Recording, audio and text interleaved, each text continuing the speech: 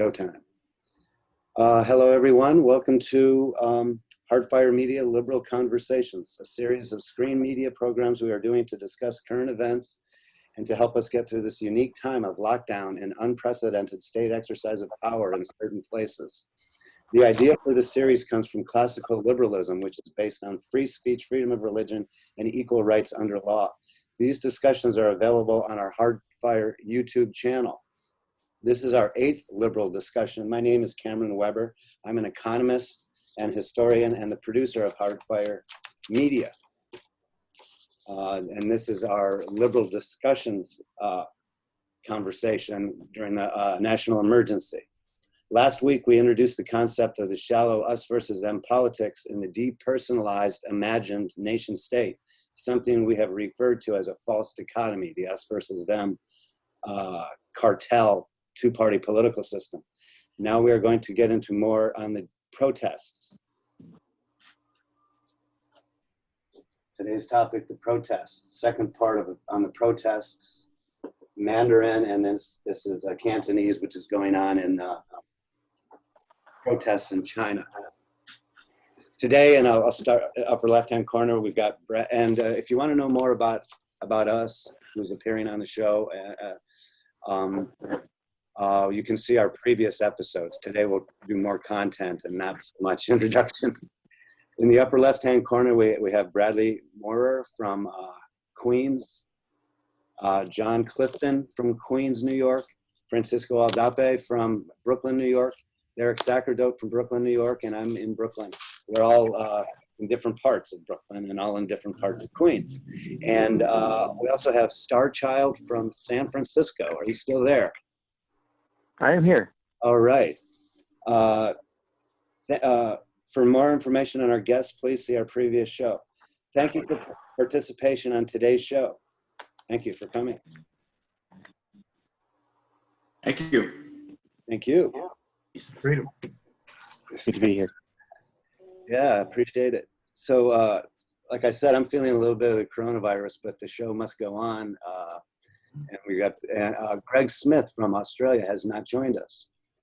So let's get right to it. We left off last time with the proposal that both the anti-lockdown and police brutality protests are related, that people are just sick of the ever-intruding state. John Clifton, who is concerned about the militarization of civilian society, mentioned that we should look into the funding of Black Lives Matter. And Starchild and John differ as to the spontaneity of the police brutality protests. We'll look at that later. First, we have some unfinished business. Derek had mentioned that the two cartel political parties want to see businesses fail for different reasons. You want to tell us about that, Derek? You think they both want to see businesses fail? Or? I think what you're referring to is the left. If businesses fail, that makes Trump look bad. Mm-hmm. If things are going too well, they feel that would make his re-election more likely. Whereas on the right, if businesses fail and people are unemployed due to businesses failing, they're not paying unemployment in the same way because they did not force them to be unemployed. They're simply unemployed because their business failed. So there's very different reasons. I think that's what you're referring to. Well, the left also likes. Oh, okay, sure. I was going to. I think what most of us are concerned about, at least myself, is the far left and the far right.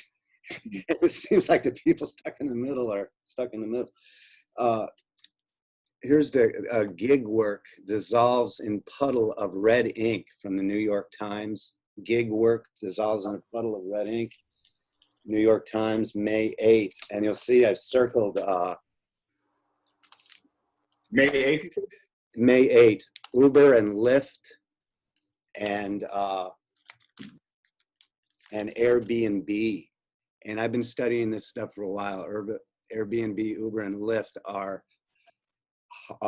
gig economy. They're hard to tax. They're hard to organize. They're hard to unionize. And so therefore and hard to tax. And so therefore the state would like, you know, the hotel workers unions and the treasury departments and the city revenue departments and the labor unions, they don't like Airbnb and Lyft because they're hard to unionize and tax. So I think that's why the left might want to see some businesses fail. And another example of that is, well, I don't know what left and right means, to be honest, but unions and states want to see Airbnb and Lyft fail. And same thing with the currency. The currency, Bitcoin was declared an asset, so you have to pay capital gains taxes on Bitcoin. So that limits the competition against the fiat paper dollar. And the Airbnb began exploding. What I began hearing was that people didn't feel that these gig work provided enough worker protections and enough benefits. Exactly. So that they thought these were ways of employers to sort of get around the mandates. Exactly. Yeah. The way to put it is the government couldn't get its cut, and they couldn't figure out a way to force its way into getting a cut from some of these newer businesses. And so they're blackballing them or calling them, you know, disadvantageous to workers and all the rest. Yeah, even though it's you can work whenever you want, it's not 9 to 5 and all that kind of stuff, you know. So it's like, I think what your point you're making, John, is it was not the workers who were actually doing the complaining. Mm-hmm. Outsiders who were complaining about the working conditions. Yeah. Right. I mean, there's always some complaints from whatever sector, but I'm just saying it may be ulterior motives, as previously in why government is going after gig workers. It's gig, yeah. I mean, we're gig workers right now. Lyft, Uber, and Airbnb are struggling as coronavirus keeps the world at home, right? You know, I don't know. Yeah, well, I would quickly point out that it isn't coronavirus that's keeping the world at home. It's the government response to COVID-19, and a lot of stuff gets blamed on the virus itself that is actually the fault of the government authorities shutting down the economy and mandating people close their businesses and all this kind of thing. Some businesses and not others. Yeah, we did a program on essential services and the arbitrary rule of law. One of the reasons I've invited Star Child on the show is because a long time ago, I don't remember if you remember this, Star Child, maybe like a month ago, I was saying about the essential services or the lockdown or psychological lockdown, and you said, oh, it's not, it's just and, oh yeah, and we compared it with the AIDS, and you said, no, it's nothing like AIDS. This is just, and I read in The Economist that it's just having 1 year's worth of flu in a month.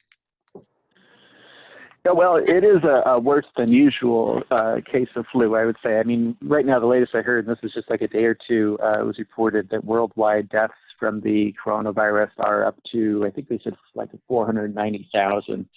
And the flu, from the estimates I saw before, kills an estimated 290 to 600,000 people a year. So, you know, we're looking right now at COVID-19 being in the upper end of the range for flu worldwide. It's been a little bit worse than average in the United States compared to the rest of the world. So for the United States, right now it might be like a particularly bad year of flu, but it's not like AIDS. It's not like the Spanish flu epidemic that killed millions. It's certainly not like car accidents or, you know, government wars, you know, that have killed a hell of a lot more. I mean, the democide, governments killing their own people, is the #1 worldwide cause of preventable death in the past century, by far. Hundreds of millions. I read someplace that actually SARS was a much more dangerous virus than the coronavirus was. It's just we handled it better. I don't know if those are riots going on right I now. may be wrong, but I thought I saw that someplace. Well, I saw my first Black Lives Matter violence. Like I said, the director of the show is not here because she's working at the polls right next to the Brooklyn Library. And we're walked by the entrance of the Brooklyn Library, children's entrance, and they have this really nice LED sign. And it looked like somebody threw a bowling ball at it. And right at the children's entrance of the Brooklyn Library. And then there was a sign behind it that said Black Lives Matter. And so, you know, was that staged by the right, or was it actually done by Black Lives Matter? What's confusing to me I think what confused a lot of people is that Black Lives Matter, just like defund the police, these were initially hashtags that were used while protesting.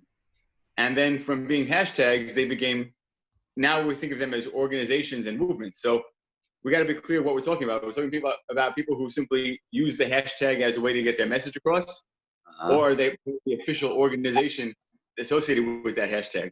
Yeah, Derek is Mr. Social Media, I think, compared to most of us. Derek does a lot of. Well, that's a very good point, because groups like Black Lives Matter and Antifa and Anonymous, you know, these are not organized groups. The protesters in Seattle that have occupied the so-called Capitol Hill Autonomous Zone, you know, they aren't organized groups. And so if people talk about, oh, these people did this, you know, it can be misleading. Right? Derek's point is well taken.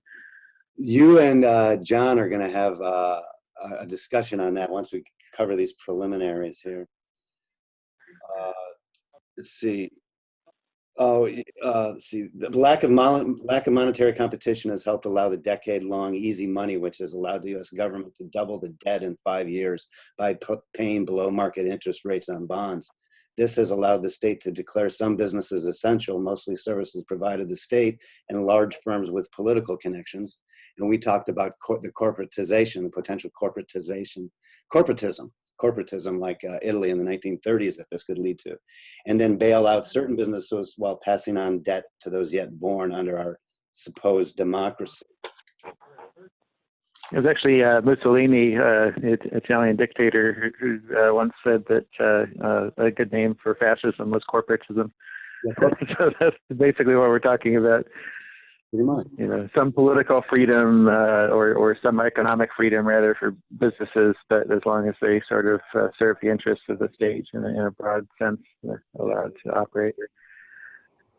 Everybody else just marches along in line and has suffering social and economic mobility. Derek, in addition, you wanted to address how the anti-lockdown protests are depicted in social media by the virtue signaling outrage culture chattering class. Well, yeah, I think it seems almost dated now. That seems so 3 weeks ago. We were talking about the protest in Michigan. And then we can't keep up with the Michigan one.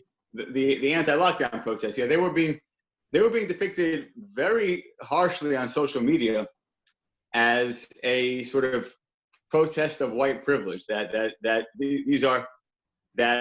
it's a bunch of people who have nothing worse to complain about than their hair salon being closed, who turn out for more serious social issues, but are moved to come outside with guns for this. And the entire anti-lockdown movement was characterized in that manner on social media. So and right, okay. I would agree emphatically with that, and I would say that the main purpose, it seems, of modern social media, the top firms like Twitter and whatnot, is as efficient online organizing tools for the professional left, or in some cases the professional right, in producing whatever event comes along to steer it toward promoting their message. And it's just like he mentioned with Black Lives Matter was originally just a phrase. It was just a hashtag along with defund the police.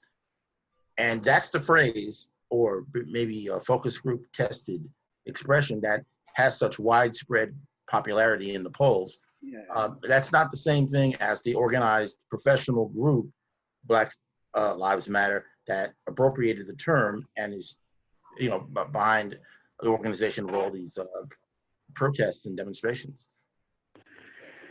Well, people, including Alicia Garza here in Oakland, who came up with the Black Lives Matter hash phrase, they're still described as leaders of the movement. I don't know actually if they have started a formal organization with the name Black Lives Matter, but I think it's not like some people were using the hashtag and then other people came along and appropriated it. Really, it's just a lot of the same people and people concerned about the issue who are involved in both using the hashtag and protesting, I think.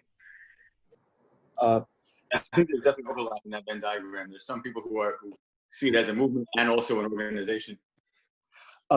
Yeah, I'm gonna get out of the way here in just a second. I wanted to talk about police brutality and reform for a second. So here's the Economist. Here's New York,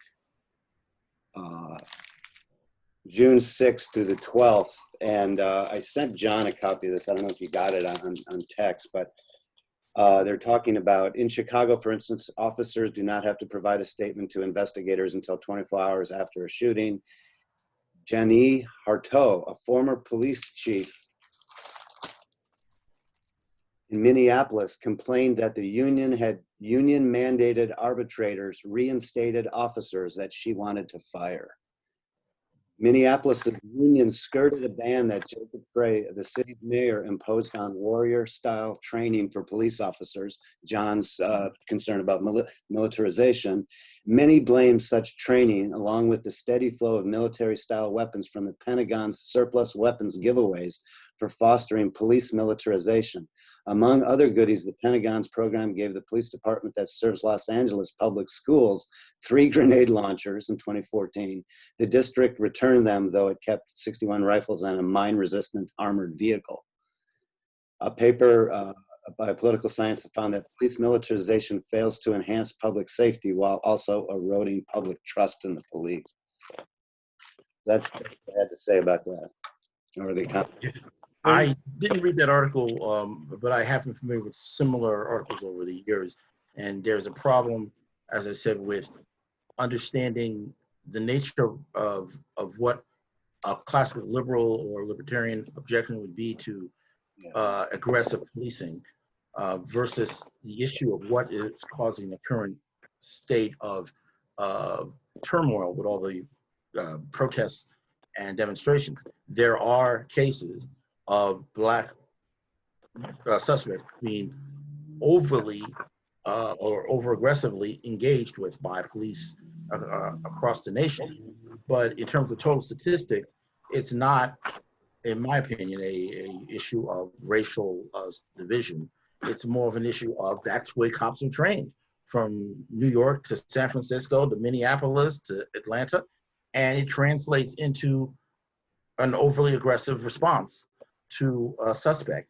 And it leads to a course of judicial follow-up when those cops are tried or disciplined, or an attempt is made to discipline them, where most people accused of police brutality in the police force are acquitted because they can justify their activity based on the existing protocol they were under, that they were some things that they were supposed to do or expected to do when engaging suspects.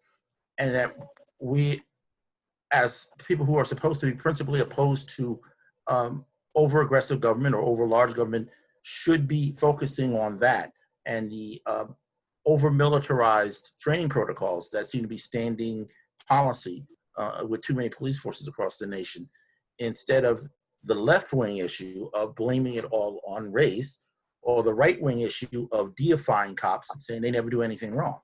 That's I was trying to get it focused in the right direction as far as our point of view is concerned.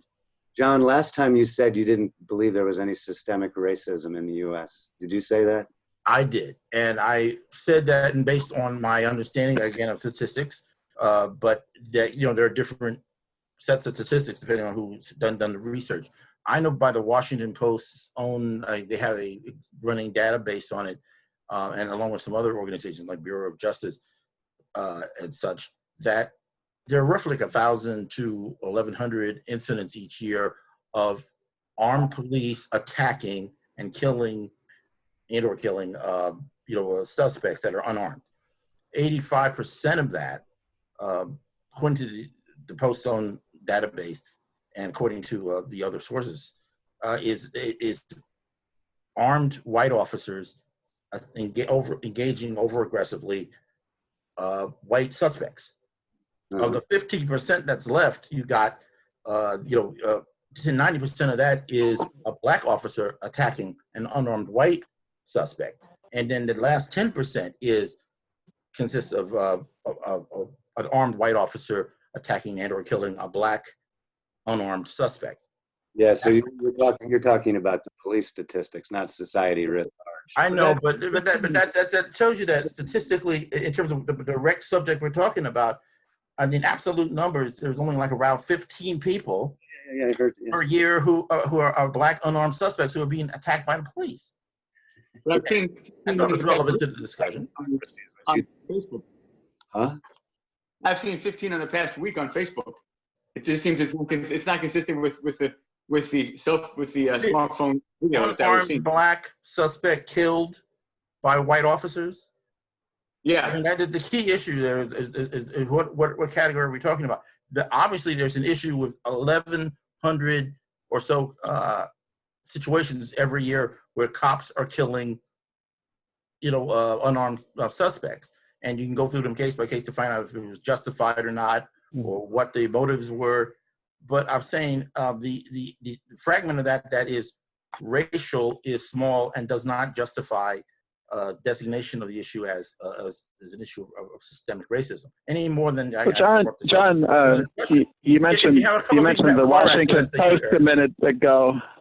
You mentioned the Washington Post a minute ago, and I as some of you on the call know, I sent an article that has a great deal of statistics and evidence on the racial bias in policing from the Washington Post. I'll just read one just brief part of it here.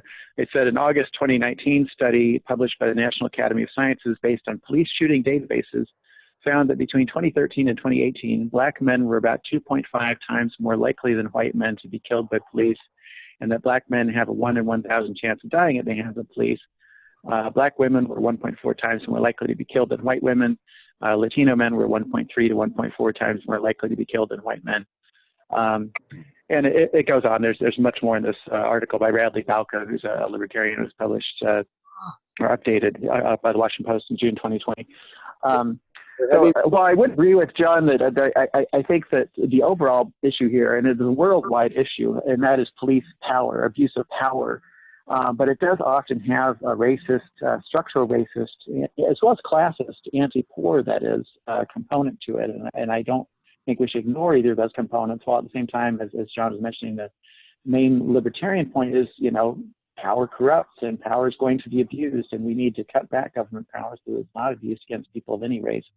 Well, and The Economist magazine tells us that you can't, even if a police officer does abuse their power, you can't fire them because the union arbitrator won't allow you to do that.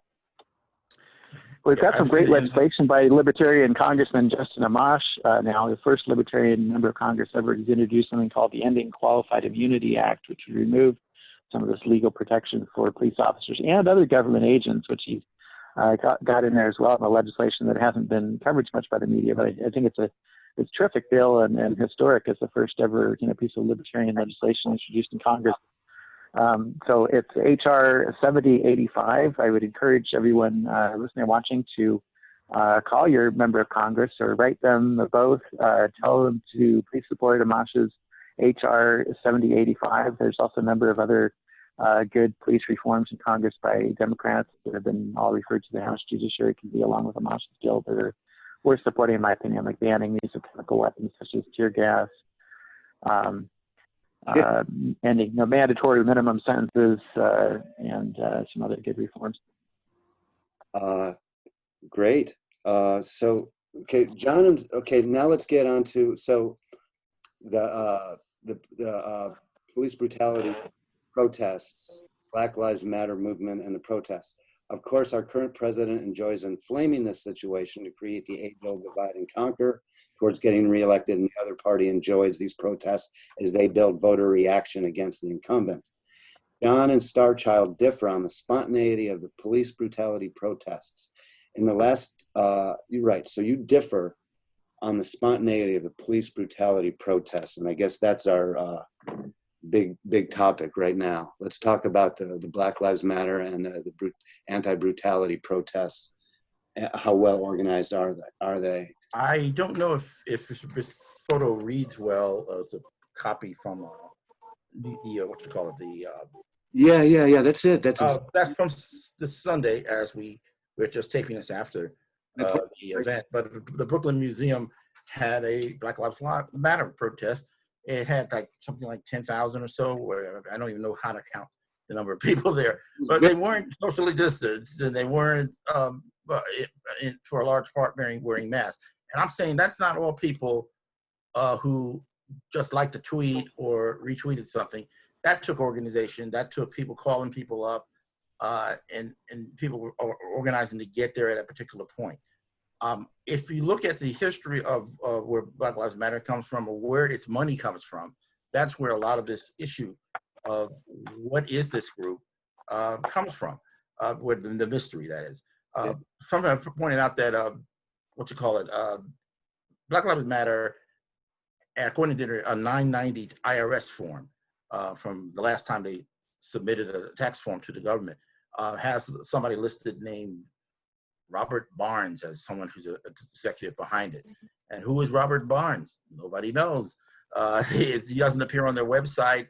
And what is his role in handling their money? Why is it when you go to the donation page of Black Lives Matter, you get something called Act Blue?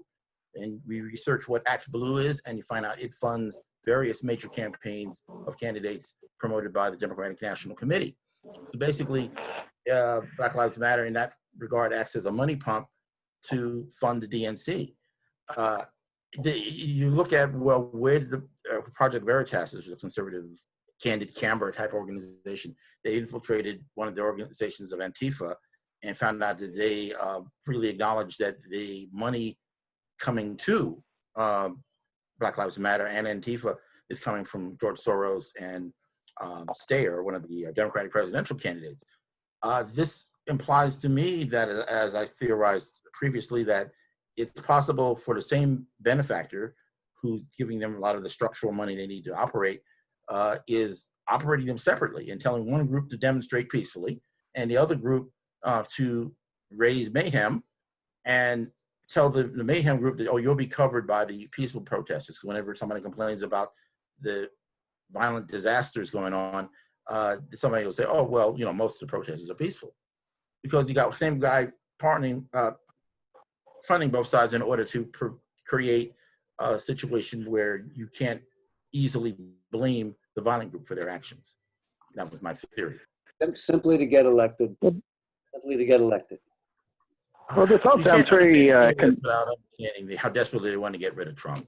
That seems to be the underlying. Very conspiratorial, but if you posit that, well, this is all just organized people on the left, or a few rich people like George Soros trying to get rid of Trump. Well, it doesn't explain how the protests are worldwide. I mean, there's major protests going on over police abuse and racism in Australia and Brazil and the UK and other places, and this isn't the first time these kinds of issues have come up. I mean, the whole Arab Spring uprising in the Middle East about a decade ago that toppled two dictatorships was started by a government official hassling a fruit vendor in Tunisia. And people had just had enough of this kind of arrogant, abusive treatment by police, and it sparked protests and riots and popular uprisings. And I think, there's been the same thing in the United States. I mean, going back to the Ferguson killing of Michael Brown a couple of years ago, you had big protests there and other places in the country. Going back further, you had the Rodney King protests and riots in Los Angeles in 1992. I don't think this is some top-down organized thing. I mean, I hear the same thing about, on the left, of leftists complaining about, oh, these, billionaire Koch brothers on the right are funding this and that, and they've got their hands and everything, and it's all just astroturf, and nobody actually cares about ending lockdowns. It's just a bunch of paid right-wing, organizers. I thought that was bosh, too. It just didn't make any sense to me.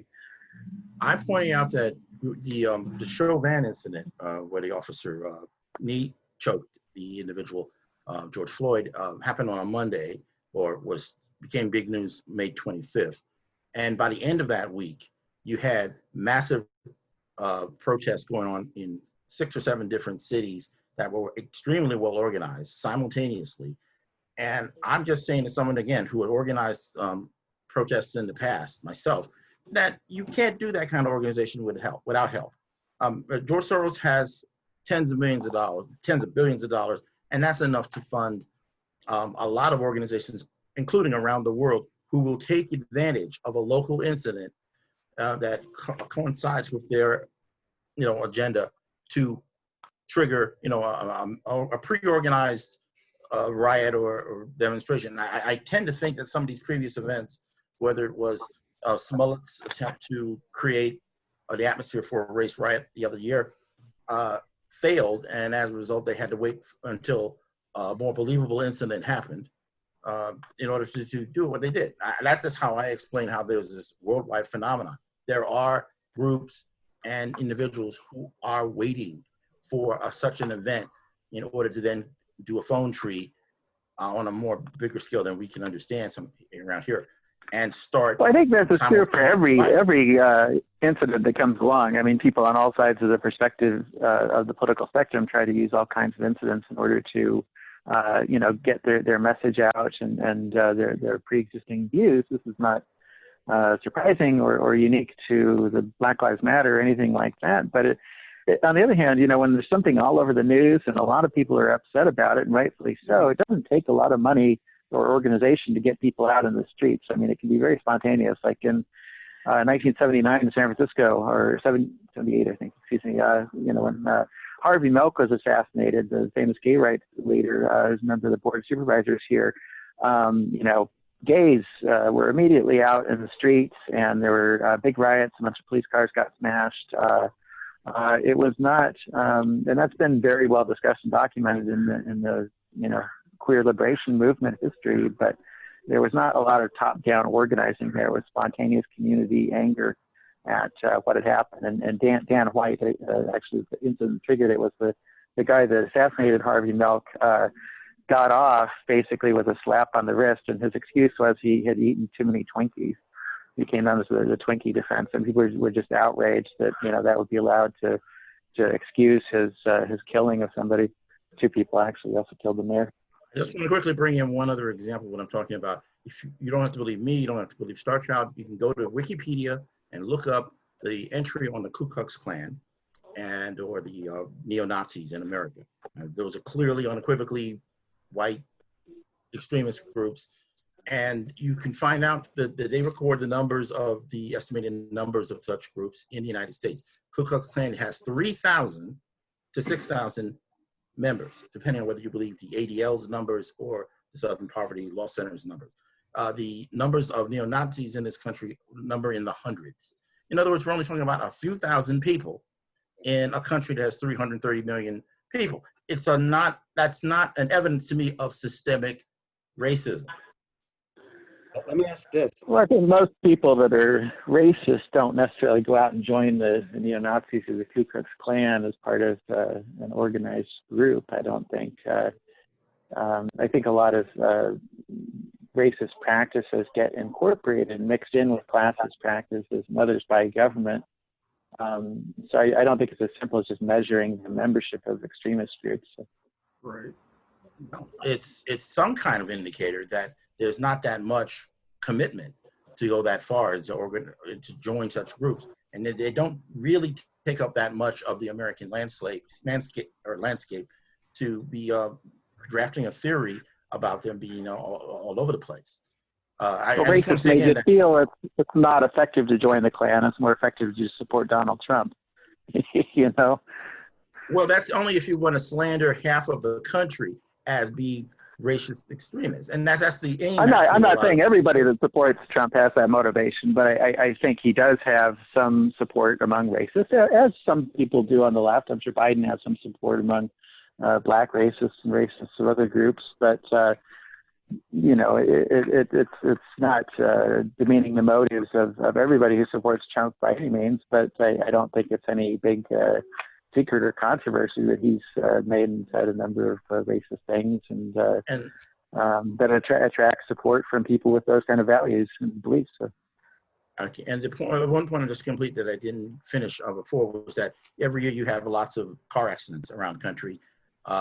If you add them up compared to the number of safe driving incidents, it's a small amount. It's not evidence of systemic incompetence in driving to point out the fact that there are car accidents.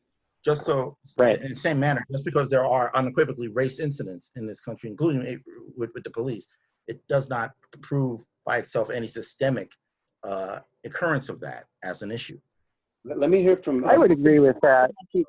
What would actually be the proof? Because it seems like it's a very subjective call, no matter how you. Well, in San Francisco, there was a so-called texting scandal a couple of years ago when the public defender, in going after another police scandal, they subpoenaed some of the phone records of a bunch of officers, and they found a significant group of officers. I think it was at least a dozen were involved with this. Were exchanging racist and homophobic text messages among themselves. It showed that it was pretty ingrained into the culture of this police department, and I think there have been some indicators in other police departments as well of these kinds of views and so forth. So again, I don't think it should eclipse the issue of abuse of power, but I do think there's a strong racial element, and I think libertarians should be glad that people are pointing out that government racism. And it isn't even just limited to this guy named Richard Rothstein, who's written a book basically about the history of zoning laws and title deed restrictions that just a few decades ago greatly favored white people being able to get home loans and move into certain areas, and black people were prevented from these things. And it helped create the concentration of blacks in inner city neighborhoods, while whites moved out to suburbs and so forth. People think this is like a spontaneous thing, but a lot of it was actually racist stuff built into government laws. And libertarians should point out that history of government being racist and that being the source of a lot of these problems. The state, okay. Wow, I don't think we're going to resolve this, but it's been a good debate. Francisco, I know that George Soros' organization is all over the world. I was in the Foreign Service, and he had an office across the street from where I lived in Almaty, Kazakhstan. Greg Smith wasn't able to join us. What do you think is why would Soros want to create race war? Francisco, you're familiar with George Soros, right? Yeah, well, I remember that he was the one that broke the Bank of England in the early 90s, right? He feels guilty about it, and I guess he wants to spend his money doing good things. I don't know why a race war would be a good thing. Well, no, I think actually I do understand, and I also agree that with Star Child, this sounds like a conspiratorial. It's a conspiracy theory. And I heard of this coming, from Mexico. I also know some Mexican analysts who tend to associate, Soros and people like that because, for instance, the person that I speak with, he always complains that Soros has his puppets in Mexico, right, to kind of like handle the Mexican population or, the pseudo intellectuals. But I just want to take a step back, and I also, I think that more than, I understand where the conspiracy theories are coming from, but I think it would be more helpful, also to get away from this, like left, right, and always, I understand also that you have, in some ways, we have to label and, certain positions, but that doesn't take us too far to try to understand, what's going on in the world if we just, like saying, oh, the left, the right, and all these conspiracy theories. But, in many ways, why don't we ask ourselves, why is there so much, just to militarize the police? Why is there so big of a police influence in the United States, right? I was reading an article by, actually, this economist, Samuel Bowles and Dennison.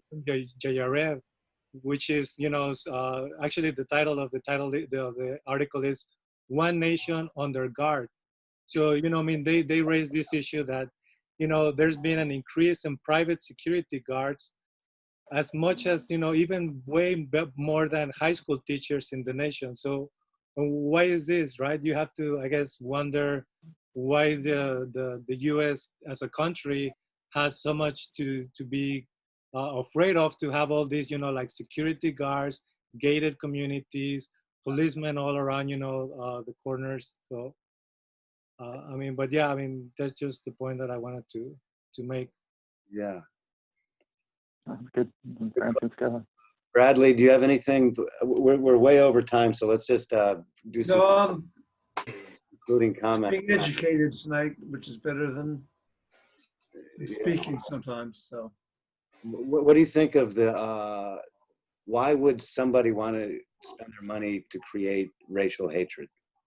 in the case of Soros, Just- bring the United States, Just anybody would bring the United States down.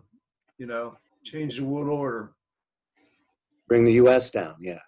Yeah, and then kind of shift balance. Well, of that power. would happen probably by itself, the gravity. Well, that could be too, but he has the money to. I mean, if I had $10 billion, what would I do with it? Oh, just to Right? You know what I'm saying? What would you do with $10 billion? Catch them under your bed or your mattress. Yeah, I guess. Or I was going to stabilize a country or two. Why not? But let's go wrap up by John Clifton's point about libertarian, which is what, John? What are the two principles? Well, initiation of force and being opposed to the use of force and fraud to solve problems. At least introducing that into your so-called solution. I would say there's a structural or a communication aspect where we try to define issues in terms of problem, the principle, the solution, and transition. Where you acknowledge that there's a certain problem, but it does not necessarily mean we have to sign on to more government as a solution, more taxes, more force, and so on. And my point was this unionization thing. Well, yeah, but that would be one of the issues right now. The special treatment under law. So it's an issue. Yeah, what the union is there to do is to protect its workers or whatever its workers are. In this case, I think Chauvin in the Floyd case is a cop who may get actually acquitted of murder one based on the way these things go. In the Minneapolis police training manual, it is authorized to put your knee on the neck of a resisting suspect.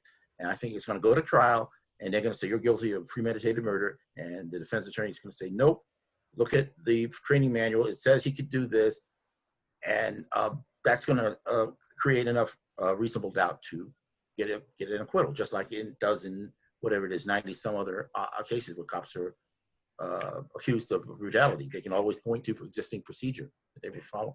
Yeah, particularly. Well, I do think we as libertarians should say that, regardless of what any government orders somebody might be given or what it might say in their government training manual or whatever, people who act on behalf of the government or any other organization are still individually morally accountable for what they do. It's like I was just doing my job and I was just following orders. These were not defenses at Nuremberg, the Nazi war trials, and they shouldn't be defenses now either. I think people should be held accountable for what they do. True, but would that work to find someone guilty in court? Because on court of law, we're not going by moral code, we're going by legal code. Well, you might be right as far as practically what happens. I was just making more of a point about what I think we as libertarians should want to happen and should demand, basically. Or just a number. So why don't we wrap that up? I call it classical or liberal discussion, classical liberalism. I call it just to separate it from the Libertarian Party to try to make things not so political. I just don't like being bossed around. Yeah. Well, there's a bigger libertarian movement. The Libertarian Party is just a small part of it. Yeah. So I'd like to thank everybody for coming on the show, and very good discussion. Sorry if it's a little too long, but we did our best. Oh, it was great. I learned a lot from all these interactions, and it was better to have them than It was Derek's idea to address the protests straight head on, and then and we have one protest, and then they segued into another one, and so I'm glad we did that. So Next up, we can discuss the vaccine of the coronavirus. If it's gonna oh, the rebound of the economy.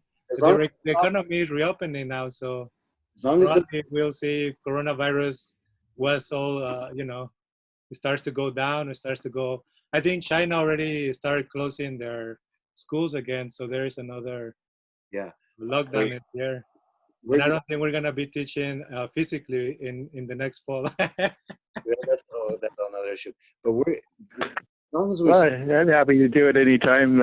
Maybe we'll have a little bit longer show segment. I think an hour might work better than half an hour, but I understand, Cameron, you want to try to, I guess, get it broadcast. Doing this latency of the Zoom thing, but let's we're going to continue to have these discussions as long as there's the national emergency, which we still are under. So right. So see you next time. Thank you for listening and watching Hardfire Media Liberal Discussions. Thank you. Thank you. Thank you. Peace and freedom. Thanks for hosting. Hey,